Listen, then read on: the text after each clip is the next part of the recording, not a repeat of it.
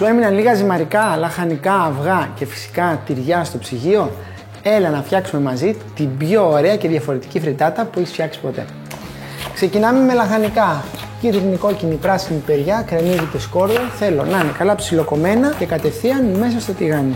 Μεγάλο τηγάνι στη φωτιά και προσθέτουμε μέσα λίγο ελαιόλαδο και μία κουταλιά βούτυρο. Βούτυρο Λούρπακ από 100% αγελαδινό γάλα.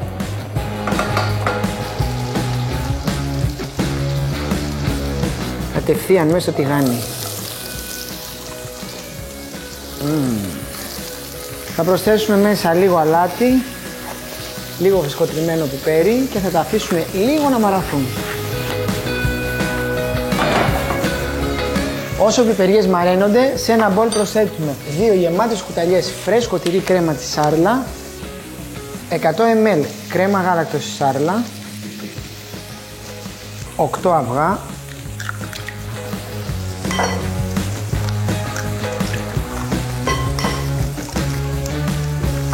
προσθέτουμε μέσα τη λιαστή μας ντομάτα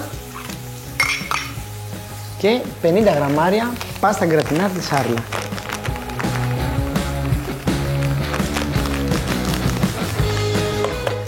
Θέλω αυτά τα υλικά να τα ανακατέψετε πάρα πολύ καλά και να προσθέσετε τα βρασμένα μακαρόνια. Είτε τα έχετε βράσει τώρα, είτε αυτά που σας έχουν μείνει.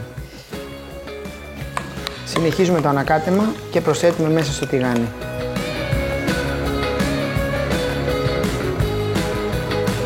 Καλό ανακάτεμα να πάνε παντού πιπεριές, το σκόρδο, το κρεμμύδι, τα ζυμαρικά μας και όλο το μείγμα από τα αυγά και τα τυριά.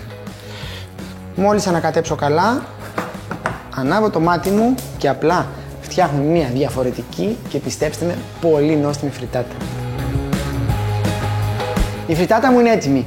Ιδανικά, όπως είναι το τηγάνι, σβήνουμε το μάτι μας, την αφήνουμε λίγο να ξεκουραστεί και τη σερβίρουμε.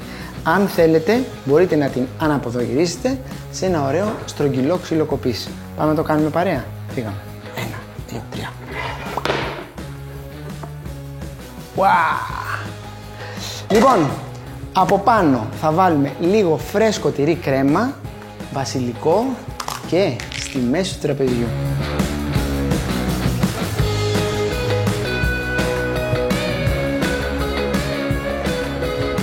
Πραγματικά να γλύφεις και τα δάχτυλά σου. Και κάτι τελευταίο, λίγο φρεσκοτριμμένο πιπέρι από πάνω. Και είμαστε έτοιμοι.